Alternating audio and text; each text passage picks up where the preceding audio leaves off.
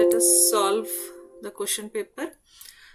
Now the questions, MCQ questions from output, errors, flow of control, conditional statements. Which one of the following is a valid Python if statement? Now we all know if means conditional statement. In front of if the condition will be given and then the colon will be there. So in second, B, C and D, no colon is there. So A is the correct option. Next, which of the following is not a decision making statement? Now decision means when we make decision we use if. So here for is not a decision making statement. So B is your answer.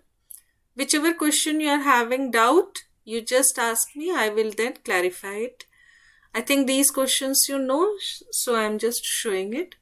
What does the following code print to console? Now if true, now always this true will be executed and it will print 1001. So in this program it will never come to else because we have just given if true. That's why. If suppose any condition we have given and we are changing the value, then you can tell that okay, afterwards maybe it will become false. So in this question always it will be true and always it will print 1001. Somebody has joined. I just heard the sound. Okay. Now next question is, what will be the output of the following Python code? So these are the output. Why it is making this noise of joining the class? What will be the output of the following Python code? Now here list 1 equals to this and then sum 0, sum 1 is 0 for element in list 1. If element %2 is equals to, means if it is divisible by 2, that is if it is even numbers, we will give it to sum and continue will take the next element. So it will not come down now. So continue will go up and it will take the next element. If element is divisible by 3, when this condition is false, if is false, it will come to element %3. So if it is divisible by 3, it will give to sum 1. So here instead of using else, they have used continue here, and instead of using elif, you can see here if it is even, then it is doing its task and continue will bring the cursor here. It will take the next element of the list. So this is one more method. Okay. Now here you can see this is the list. So what will be the output? Anyone? First sum is printed, then sum 1. Sum is having all the elements divisible by 2. You can see here it is given to sum. And which is divisible by 3 is given to sum 1. So here 3 will be given to sum 1. So 2, 6, these 2 will be given to sum. It is even. So 6 plus 2 is 8. So first output will be 8. And the second output, which is divisible by 3, that is 3, 6. Okay. Now 6 is given to sum. So it will continue. It will not come here. So 6 will not be added here. 9 will be added. So 9 plus 3, 12. So the output will be D. So fourth output will be D, 8 and 12. Next, if 4 plus 5 equals to 10, no, print true, else print false, outside print true. So first it is printing false and then outside without any reason, without any condition, you are printing true. So A will be your correct answer. Now, in this question, they have given B. Now, why they have given B? 5 plus 4 is 9. So, I think this should be changed as per. And this F also, you can see here, F is small letter. So, Here F should be small letter. So typing mistake is there. Okay. Next question. What keyword would you use to add an alternative condition to an if statement? Now, whenever we use alternative means when this is false, you can use, instead of if, we can use elif. Means condition you have to check and you can use elif here. So C is the correct answer. Next, what will be the output of the following Python code? Learn Python. So this is the string output. Learn Python. String 2 is empty. String 3 is empty. X in string 1. So one by one characters this will collect. First L it will collect. And if X is equals to RNP, then string will be equal to string plus string 2 will be string plus X. ठीक है, तो string में जहां पे are N और P है वो सब स्ट्रिंग 2 के पास आ गया. पास, पास means it will simply pass and it will come to the next statement. Now here you can see if it is R, E and A, it will be given to string 3. Now you are printing string 2 and string 3. So string 2 will have R, N and P. So all this R, N, P, N. So this is your string 2 and string 3 will be equals to R, E and A. So here E, A, R, only E, A, R. So here you can see B is the correct option, E, A, R and R, N, P, N. Next. Predict. If you have any doubt, you just ask me. Again, we will solve it. Predict the output of the following code. X equals to 3. If X is greater than 2 or less than 5 and it is equals to 6, print OK. Else print no output. So here it is clear that 3 is okay, but here and equals to 6 it is given. So it is false. If 1 is false, what and does? It will not execute it. So false means the complete statement will be false. So here it will come to else and it will print no output. So 8C is the correct answer. Predict the output of the following code. X is 2, Y is 4. If 2 plus 4 equals to 10, false. So it will come here and it will be false. So this was easy. Next. Consider the following code statement. A, you are asking the user. B also. If A is less than else, so here the conditions are given. Now what letter will be printed if the user enters -1 for A and -1 for B? So let us check. -1 for A means true. This is true. So B will be -1 plus 1, so 0. So it will come out of this if. Now B is 0, not greater than 0. So it will come to elif. Now A is -1. So this is also false. So it will come out. If B is equals to 0, no. B is not greater than 0, it is equals to 0, so else, so Z. So it should print here only Z. Only Z. Yes, D is the correct answer. Correct. Next, if the user inputs 2, enter. What does the following code snippet print? So here it is, X is this, so it will be 2, so it will take as 2.0 because float is written. If X equals to 1, no, so it will come to elif. Greater than equals yes, so it will print maybe. So here 11th, it should print C, that is maybe. Clear? समझ में आ रहा है? नहीं आ रहा है तो उस समय फिर से बोलो, मैं फिर से और एक बार समझा दूंगी. चलो, next question. What will be the output of the given Python code? String 1 is hello, C is 0. x in string 1, तो एक एक करके x वैल्यू स्ट्रिंग 1 का लेगा, पहले h लेगा.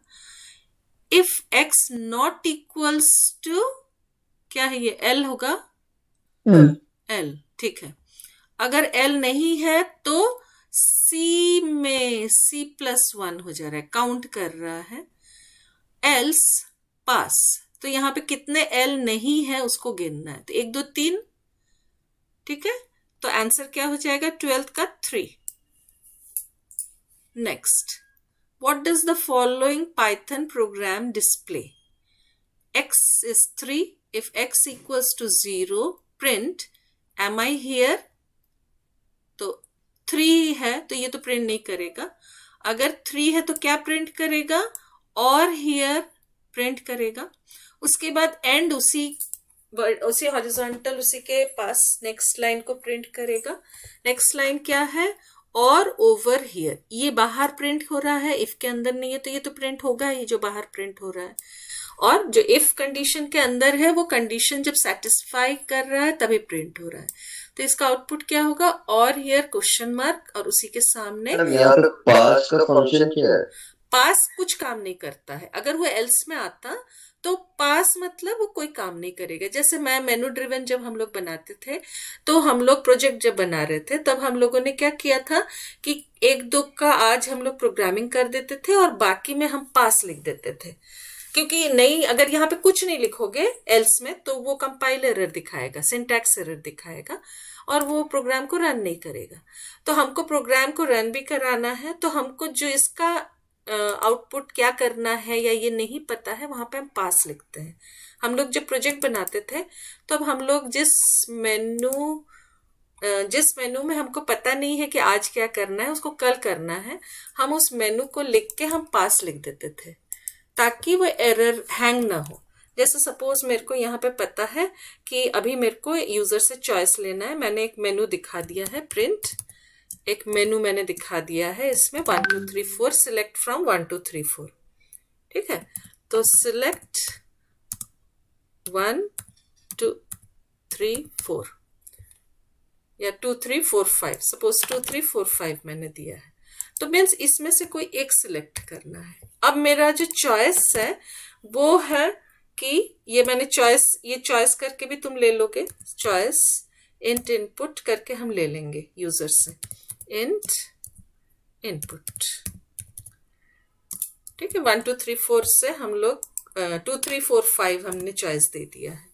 अब हम लोग इफ करके, अगर मेरा चॉइस 2 है तो मेरे को अभी प्रोग्राम लिखना नहीं है, मैं पास कर दे रही हूँ, क्योंकि मैं अगर खाली छोड़ देती हूँ तो एरर दिखाएगा. अगर मेरा चॉइस 3 है तो अभी मैंने सब में पास लिख दिया है, ताकि बाद में मेरे को जब कोडिंग पता चले कि 2 में क्या करना है, 3 में क्या करना है, तब मैं उसको बाद में लिखूंगी. तो ऐसे ही मैंने सारे चॉइस को मैंने ऐसे पास करके लिख दिया है.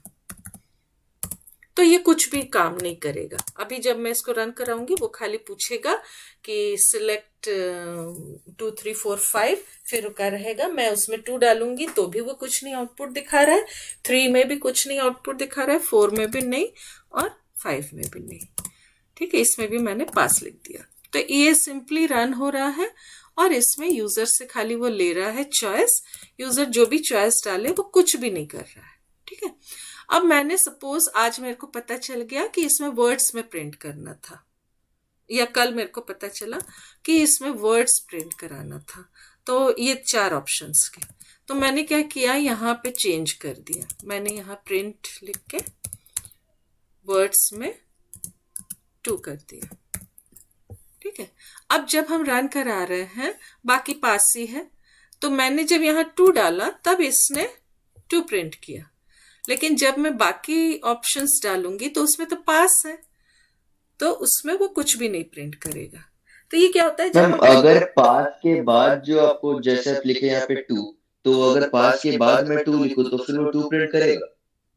नहीं, बाहर आ जाएगा, पास में बाहर आ जाएगा. अच्छा, ठीक है. जैसे पास के बाद अगर मैंने प्रिंट किया यहाँ पे, पास में एक्चुअली वो कुछ भी नहीं करता है, बाहर आ जाता है, तो इस प्रिंट स्टेटमेंट का कोई यूज ही नहीं रहता है। इसलिए देखो अभी मैंने जब एंटर किया था तो ऑटोमेटिक वो इंडेंट को हटा के वो बाहर आ जा रहा था, क्योंकि उसको भी पता है कि पास में तो कुछ करेगा नहीं। सपोज मैं यहाँ पे 3 प्रिंट कर रही हूँ, अब मैंने 3 डाला इसमें, तो वो कुछ भी नहीं करेगा, बाहर आ जाएगा। नहीं, प्रिंट कर रहा है। पास मतलब कुछ काम नहीं करता है, और ठीक है उसके नीचे, हाँ उसके नीचे का वो एग्जीक्यूट करेगा, करेक्ट। पास वो कुछ काम नहीं करता है, ठीक है, और उसके नीचे का तो उसमें हम लोग क्या, एरर से बचने के लिए हम लोग पास लिख के हम लोग उस चॉइस को, जस्ट उस चॉइस का प्रोग्राम, जैसे कुछ भी नहीं डालोगे तो एरर दिखाएगा। अभी जैसे मेरे को पता नहीं है कि 3 में क्या करना है, तो ये एरर दिखा रहा है, ठीक है। तो उसके लिए हमको क्या करना पड़ता है, कुछ तो लिखना पड़ेगा, तो या तो प्रिंट डाल दो या पास डाल दो। अच्छा, पास के बाद के स्टेटमेंट्स, पास कुछ नहीं कर रहा है लेकिन पास के बाद के स्टेटमेंट्स अभी प्रिंट हो रहा है, ठीक है। Yes ma'am. ठीक है, चलो नेक्स्ट करते हैं। Next question. तो यहाँ का आउटपुट क्या था, 3 में और हियर था और ये था, तो डी इसका ऑप्शन है, 13 का डी ऑप्शन हो जाएगा। Next, which one of the following if statements will not execute successfully, इसमें कौन सा एग्जीक्यूट नहीं होगा। पहला वाला ब्रैकेट ट्रू है, एग्जीक्यूट कोलन प्रिंट, 2 कंडीशन है पहले वाले में, सेकेंड वाले में 2 कंडीशन है, थर्ड है, फोर्थ है। Which one of the following if statement will not execute successfully? क्यों successfully? 1,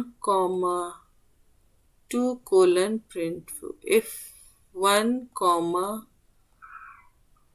क्या प्रॉब्लम है इसमें,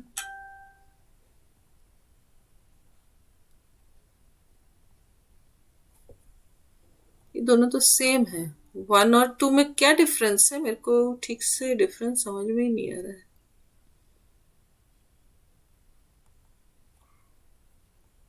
अच्छा, इस क्वेश्चन को अभी छोड़ देते हैं, मैं एक बार देख लेती हूँ रन करा के क्या प्रॉब्लम है इसमें।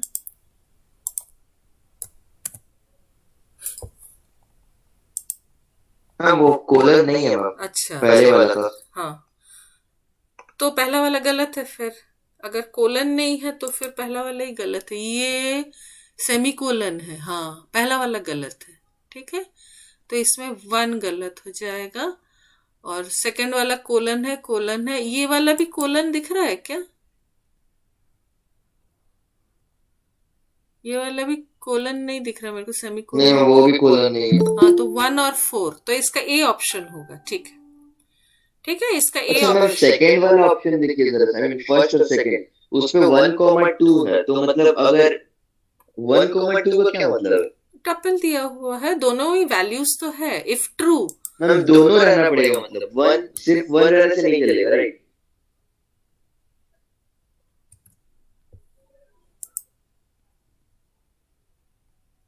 नहीं, 1 रहने से इसमें टपल, एक बार देख लेते हैं, रुक जाओ। टपल का मतलब होता है इसमें से, टपल मीन्स कोई भी वैल्यू। देखो इफ कब एग्जीक्यूट होता है, जब इफ के पास कोई भी वैल्यू होता है 0 के अलावा।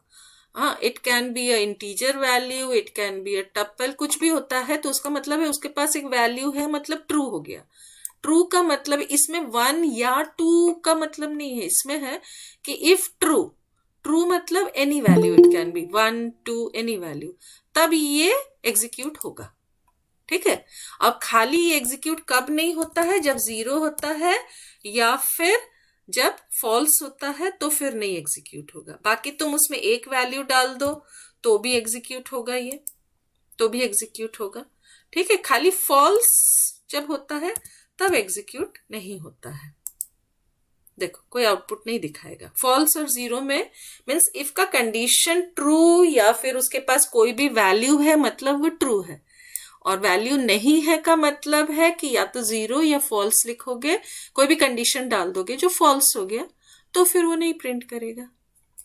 चलो नेक्स्ट हम लोग करते हैं। तो ये हो गया हमारा, if A print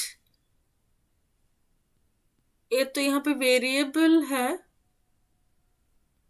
print A is non zero else it's result is true. अब हमको ए का वैल्यू इसमें दिया हुआ नहीं है।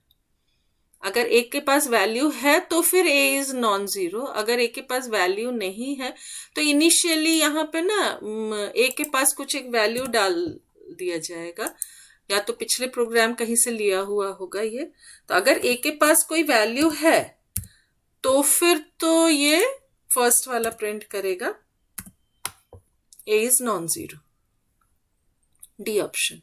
और अगर ए का वैल्यू जीरो है, नहीं है वैल्यू, तो फिर एल्स में आ जाएगा और it's result is true print करेगा। ठीक है, तो ये याद रखना कि अगर ए के पास कोई वैल्यू है तो फिर ये ऊपर ये वाला प्रिंट करेगा, और अगर जीरो होगा तो फिर ये नीचे एल्स वाला प्रिंट करेगा।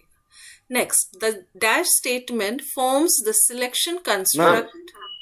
बोलो मैम, आई थिंक वो इट रिजल्ट इज ट्रू होना चाहिए अगर कुछ नहीं रहता है तो। हाँ, इसमें एक्चुअली ना ये वाला स्टेटमेंट, इसमें थोड़ा सा टाइपिंग मिस्टेक था। देखो, इफ ए तो दिया हुआ है ना, ए तो एक वेरिएबल Yes, है, अब उसको पहले लिखना चाहिए था कि ए के पास वैल्यू है कि नहीं है, ये लिखना, बिना लिखे हुए एरर दिखाएगा। तुम खाली इतना लिखोगे, अभी रन करा के देख लेते हैं, चलो।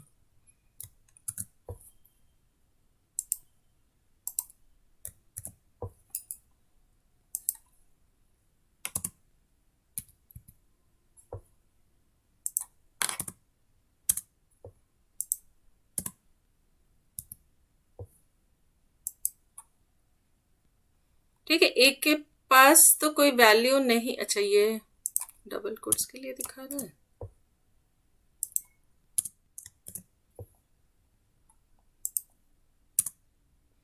इसने एज्यूम कर लिया अपने आप से, एक को वैल्यू दे दिया, क्या देखते हैं, पाइथन का कोई भरोसा नहीं है। हाँ, ए इज नॉट डिफाइंड, ठीक है, तो ये एरर दिखाएगा, ए इज नॉट डिफाइंड। तो ए को अगर तुम कोई वैल्यू दे दोगे, जैसे ए इक्वल्स टू जीरो डाल दोगे तो एल्स वाला प्रिंट होगा। तो यहाँ पे मैं ए इक्वल्स टू जीरो डाल दे रही हूँ, तो इसमें कौन सा प्रिंट होगा, एल्स का statement, it's result is true. और इसके पास जीरो के अलावा कोई भी एक दूसरा वैल्यू डाल दोगे तो ऊपर वाला प्रिंट होगा, ए इज नॉन जीरो। आगे समझ में? yes, ma'am. ठीक है, चलो next. The dash statement forms the selection construct. ये तो इजी है, सिलेक्शन हम इफ से करते हैं या फिर एलिफ, मेनली इफ से स्टार्ट होता है, तो इसका हम लोग बी लिखेंगे। In Python dash defines a block of statement. Block हम किससे बनाते हैं, इंडेंटेशन से, तो इसका आंसर सी होगा। ठीक है, इंडेंटेशन। ये क्या दिया हुआ है, बी, ये गलती से आ गया, ठीक है, तो सी इसका ऑप्शन है। Next, and dash statement has less number of conditional checks than two successive ifs. Two successive if से कंडीशनल, अच्छा देखो इसमें क्या दिया है कि has less number of conditional checks. Conditional check मतलब हम इफ से चेक करते हैं कंडीशन को, तो अगर हमने दो इफ लगा के किया तो पहले इफ में कंडीशन रहेगा, दूसरे इफ में कंडीशन रहेगा। हम अगर इफ करके कंडीशन लिख के फिर एल्स करके फिर उसमें एक इफ लगाते हैं, तभी भी दो कंडीशन देना पड़ेगा, पहले इफ को एक कंडीशन, दूसरे इफ को दूसरा कंडीशन। अगर इफ एलिफ लगाते हो तो भी इफ में एक कंडीशन देना पड़ेगा, एलिफ में दूसरा कंडीशन, इफ एल्स होगा। ठीक है, इफ एल्स में कोई कंडीशन की जरूरत नहीं, इफ में एक कंडीशन है। तो जहां पे दो कंडीशन है उससे कम लेस नंबर दिया है, इसलिए इफ एल्स होगा। The dash clause can occur with and if as well as with loops. ठीक है, अब हम लोग दोनों फॉर वाइल के साथ और इफ के साथ, दोनों के साथ कौन सा चलता है, एल्स चलता है। थोड़ा सा स्पेलिंग टाइपिंग वो है, एल्स हम दोनों के साथ लिखते हैं, तो उसमें क्या होता है कि द डैश क्लॉज, इसमें हम कंटिन्यू भी दोनों के साथ, ब्रेक भी, अच्छा वो खाली उसके साथ, हाँ ठीक है, ब्रेक और कंटिन्यू हम लूप्स के साथ यूज करेंगे, तो ये एल्स स्टेटमेंट आ जाएगा। ठीक है, Next, the dash statement terminates the execution of the whole loop. loop को ये करने के लिए, टर्मिनेट करने के लिए हम क्या करते हैं, ब्रेक लगाते हैं. तो इसका डी ऑप्शन हो जाएगा. कोई भी लूप के बाहर आना है, हम ब्रेक लगा के बाहर आते हैं. कंटिन्यू क्या करता है, उस लूप का नेक्स्ट वैल्यू लेके कंटिन्यू करता है. The dash operator tests if a given value is contained in a sequence or not. एक वैल्यू सीक्वेंस में है कि नहीं, हम कैसे चेक करते हैं, इन ऑपरेटर. ये तो हम लोग मेंबरशिप ऑपरेटर करते ही हैं. जैसे हम कोई भी लिस्ट ले लेते हैं, स्ट्रिंग ले लेते हैं, टपल ले लेते हैं, कोई भी सीक्वेंस उसमें है कि नहीं देखने के लिए हम इन ऑपरेटर लगाते हैं. An empty null statement in Python is dash. Empty null statement in Python, जो कुछ भी नहीं कर रहा है, वो पास. पास मतलब क्या है कि कुछ काम नहीं कर रहा है, एम्प्टी स्टेटमेंट है, लेकिन एरर नहीं शो करेगा. जैसे हम कोई कंडीशन चेक कर रहे हैं, उसमें हम कुछ भी एम्प्टी स्टेटमेंट, खाली कुछ भी नहीं लिखते हैं तो एरर शो करता है, तो वहां पे हम पास लिख देते हैं. है वो वही एम्प्टी स्टेटमेंट ही है, नल स्टेटमेंट भी है, लेकिन एरर नहीं शो करेगा. The break and continue statement together are called jump statements. ठीक है. Next, the order of statement execution in the form of top to bottom is known as, जैसे ऊपर से लेके अगर नीचे तक पूरा सॉल्व कर रहे हैं तो सीक्वेंशियल बोलते हैं हम लोग. और जब हम लोग जंप यूज करते हैं जैसे फॉर और उसमें, इसको सीक्वेंस बोलते हैं. ठीक है. तो सीक्वेंशियल हम लोग बोलते हैं जब एकदम फर्स्ट के बाद सेकेंड, फिर थर्ड, फिर फोर्थ, तो एकदम टॉप टू बॉटम जब वो एग्जीक्यूट हो रहा है उसको सीक्वेंस बोलते हैं. द टू मेंबरशिप ऑपरेटर, ये तो सबको पता है, इन और नॉट इन मेंबरशिप ऑपरेटर्स हैं. Graphical representation of an algorithm, ये भी सबको पता है, फ्लो चार्ट बोलते हैं ग्राफिकल को. Next, what is the logical expression for the following either A. इस टाइप के क्वेश्चंस ज्यादा है पेपर में. हाँ, कंप्यूटर स्टेटमेंट में कन्वर्ट करना है तो क्वेश्चन पेपर में इस टाइप के क्वेश्चंस ज्यादा है. What is the logical expression for the following, either A is greater than B और A is less than C. और ठीक है, तो A is greater than B, तो ए ऑप्शन इसका करेक्ट है. Next, name is Rohit and age between 18 and 35. तो नाम रोहित होना चाहिए. अब इसमें एक गलती क्या कर दिया है, रोहित में सिंगल कोट्स आना था तो थोड़ा सा टाइपिंग मिस्टेक हो गया है. एंड जो एज होगा वो 18 and 35, तो ये ए ऑप्शन इसका करेक्ट होगा. और नहीं लगा सकते हो, और यहाँ पे भी और नहीं लगा सकते हो, इसमें एंड दिया हुआ है, ऊपर एंड दिया हुआ है. तो इसके लिए इसका जो आंसर होना चाहिए वो ए होना चाहिए कि नाम रोहित ही होना है और एज जो है यहाँ के क्वेश्चन के हिसाब से. हाँ, अगर इसमें ये रहता कि या तो नाम रोहित होना है या फिर एज उसका 18 से 35 के बीच होना है, तब हम लोग और वाले को लेते. आगे समझ में. लेकिन इसमें टाइपिंग मिस्टेक जो है, हर एक में सिंगल कोट्स या डबल कोट्स डाल दो, क्योंकि ये स्ट्रिंग है, ये सारे स्ट्रिंग है. तो स्ट्रिंग में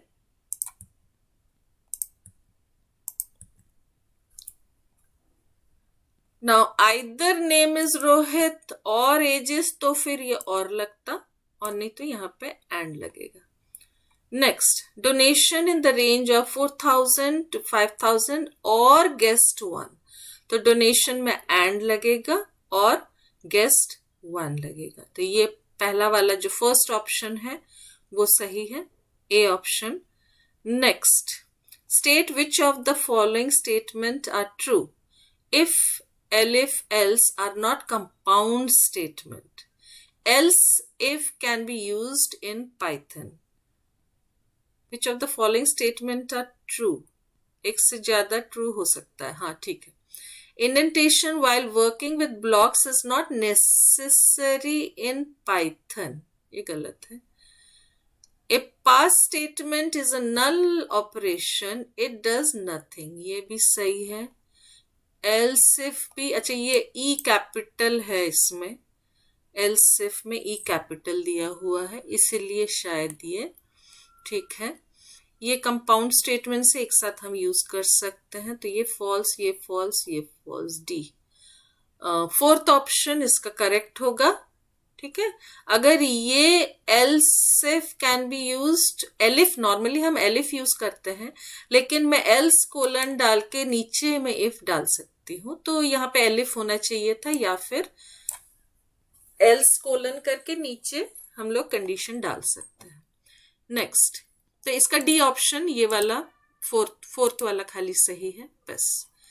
In a Python program, a control structure defines program specific data structures. Control structure कौन कौन से होते हैं जो उसको कंट्रोल कर रहा है? Directs the order of execution of the statements in a program, dictates what happens before the program starts. No, none of the, ये खाली उसको ऑर्डर ऑफ एग्जीक्यूशन को कहाँ लेके जाना है वो बताता है। कंट्रोल स्ट्रक्चर्स जो हम लोग यूज कर रहे हैं, इफ करके कंट्रोल करते हैं कि ये कंडीशन ट्रू है तो ये करो, वो कंडीशन ट्रू है तो वहां जाओ, go to that line number.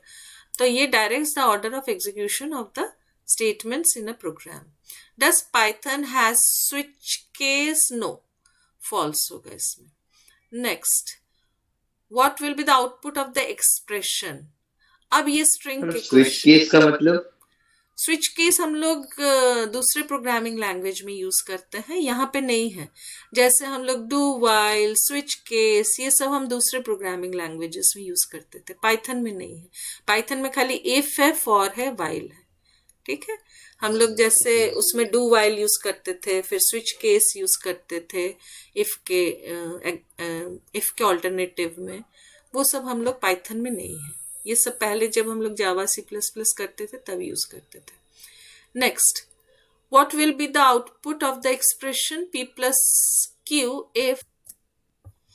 इस क्वेश्चन में पहले प्रिंट P प्लस Q दोनों कॉन्कैटिनेट हो गया, PQ हो गया। इफ 12 क्या है? डिजिट है, तो इस डिजिट में ट्रू हो गया। अब यहाँ पे हमने इसके बाद कोई स्टेटमेंट लिखा नहीं है, तो कुछ भी नहीं कर रहा है। एल्स का मतलब है अगर डिजिट नहीं होके यहाँ पे ए बी या अल्फाबेट्स लिखे होते तो एल्स में आता वो, तब ये RS को प्रिंट करता। अभी तो ये इस डिजिट ट्रू है, ट्रू में इसको एल्स के पहले जो यहाँ पे स्टेटमेंट है उसको एग्जीक्यूट करना था। तो इस क्वेश्चन में खाली PQ आउटपुट होगा, तो ये A होगा इस क्वेश्चन में आउटपुट। नेक्स्ट, इसको थोड़ा एक्चुअली ठीक से अगर लिखा रहता, जैसे इसके बाद इन्होंने इसको लिखना था फिर एल्स करके, या उसमें पास लिख देना था। हाँ, यहाँ पे प्रिंट स्टेटमेंट के साथ उसको अगर लिखा जाता तो फिर वो प्रिंट होता। तो ये तो प्रिंट होगा नहीं, और इसको भी हम प्रिंट स्टेटमेंट के साथ लिख देते हैं, क्योंकि जब हम लोग रन कराएंगे इसको आइडियली या उसमें, तब तो ये कुछ प्रिंट नहीं करेगा। अब ठीक है, अब PQ सही है। आगे इसमें पास लिख दो कोलन करके, इसमें तुम इंडेंट करके पास लिख दो, कुछ भी नहीं काम कर रहा है, और ये एल्स प्रिंट कर रहा है।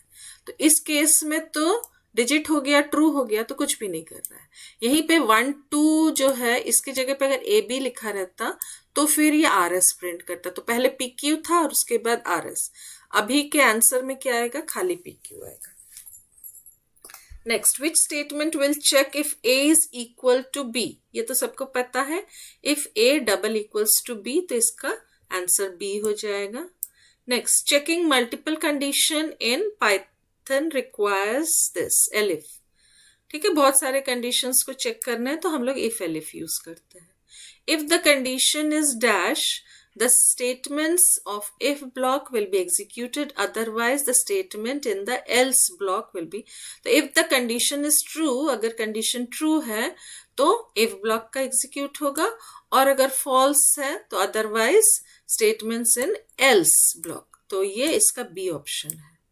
Next, what will be the output after execution of the following code? A equals to 11। इसमें देखो एक चीज ध्यान देना, टाइम मैनेजमेंट। क्यों? क्योंकि हम लोगों ने अभी 40 मिनट्स में हमने खाली 37 क्वेश्चन सॉल्व किया है, और तुम्हारे पेपर में 90 मिनट्स में कितने क्वेश्चंस रहेंगे? 55 क्वेश्चंस रहेंगे। तो इसीलिए थोड़ा सा तुमको फास्ट और करना पड़ेगा। हम लोगों ने ठीक है थोड़ा सा स्लो किया है, एक एक को एग्जीक्यूट कर करके हमने देखा है, इसलिए टाइम लग गया है। लेकिन हमारे पेपर में 90 मिनट्स मीन्स 1 आवर 30 मिनट्स में टोटल क्वेश्चंस कितने रहेंगे? 55 क्वेश्चंस रहेंगे। तो थोड़ा सा टाइम मैनेजमेंट तुमको ठीक से करना पड़ेगा। What will be the output after execution of the following code? A is 11, B is 5. If A /B मतलब 11 /B कितना हो रहा है? 5 to the 10, 2 सही है। प्रिंट यस, तो यस प्रिंट हो जाएगा। ठीक है, इसका थोड़ा सा टाइपिंग वाले उसको खाली ठीक कर देना है, बाकी प्रोग्राम तुम्हारा ये इंडेंटेड हो जाएगा, ये इंडेंटेड। तो इसमें यस प्रिंट हो रहा है, तो बी इसका करेक्ट आंसर है। Next, what will be the output after execution of the following code? A is 11, B is equals to 5. A%B पूरा डिवाइड करने के बाद मॉड्यूलस कितना आ रहा है? 5 to the 10 1 आ रहा है, तो 1 है, तो ये नहीं ग्रेटर नहीं प्रिंट करेगा। फिर 5 डबल स्लैश में कितना आ रहा है? 5 to the 10 2 आ रहा है, तो ये भी नहीं प्रिंट करेगा, एल्स प्रिंट करेगा, सो सॉरी। तो इसका आउटपुट क्या आएगा? सो सॉरी आएगा। टाइपोलॉजिकल मिस्टेक्स को स्किप कर जाओ बस। ठीक है, तो आंसर में क्या लिखोगे? सो सॉरी लिखोगे। इसको हम लोग मार्क करके भी रख सकते हैं। Next, what will be the output of the following programme if we input 8? जब 8 डाल रहे हो तो क्या प्रिंट हो रहा है? इसमें 8 है ही नहीं चॉइस में, तो इसीलिए संडे प्रिंट हो जाएगा। ठीक है, एल स्टेटमेंट प्रिंट हो जाएगा, तो यहाँ पे 8 में संडे प्रिंट करोगे। Next, Mala wants to make a fun program. If user enters any number, a good or funny message will appear. She is confused that which is the most suitable control to be used to make such program. Help her to choose correct option. इसका answer क्या होगा? कोई भी number डालने, if user enters any number, a good or funny message will appear. ठीक है, अब इसको कौन सा यूज करना है? तो ये इफ से काम हो जाएगा कि इफ इसमें 2 मैसेज के लिए हम दोनों मैसेज को एक साथ लिख सकते हैं। ठीक है, और नेक्स्ट इसमें she is confused, help her to do it, एक ही कंडीशन है, और एल्स में तुम स्किप कर सकते हो। इसमें मेरे हिसाब से और फनी मैसेज विल अपीयर होगा ना? नहीं, इसमें क्या दिया है कि कोई एक डिजिट डालने पे इस डिजिट करके चेक करेगा, तो एक डिजिट अगर वो डालेगा, कोई भी नंबर डालेगा, तो वो गुड और फनी मैसेज और मतलब एल्स में आ जाएगा ये। ठीक है, तो यहाँ पे या तो खाली इफ में तुम कर सकते हो, दोनों को अगर एक ही में प्रिंट करा रहे हो, गुड और फनी मैसेज को, या फिर इफ एल्स। इफ एलिफ में क्या होगा? तुमको एक दूसरा कंडीशन डालना पड़ेगा। दूसरा कंडीशन तो है नहीं, खाली एक ही कंडीशन है कि एक नंबर डाल रहा है बस, एंटर्स एनी नंबर, तो एक ही कंडीशन है, तो खाली एक ही इफ यूज होगा। लेकिन मेरे को जो कंफ्यूजन हो रहा है कि अगर दोनों को गुड और फनी मैसेज को अगर एक ही में प्रिंट कराना है, तो एक्चुअली में इन्होंने जो सोचा है वो भी सोचा होगा कि गुड और फनी मैसेज, एल्स में फनी मैसेज आ जाएगा। ठीक है, चलो नेक्स्ट है इटरेटिव स्टेटमेंट। ये सब क्वेश्चन बैंक के क्वेश्चन है ना, तो इसमें थोड़े बहुत हल्के फुल्के टाइपोलॉजिकल मिस्टेक्स हैं। बाकी क्वेश्चन पेपर में तुम लोगों का मिस्टेक नहीं रहेगा, वो अच्छे से चेक हो रहा है। यस, इटरेटिव स्टेटमेंट्स कौन कौन से हैं? फॉर, वाइल, ये सारे इटरेटिव स्टेटमेंट्स है जो लूप्स रिपीट होता है। अब उसके कौन कौन से क्वेश्चंस आएंगे, इसको नहीं तो नेक्स्ट क्लास में कर लेते हैं, टाइम हो गया है।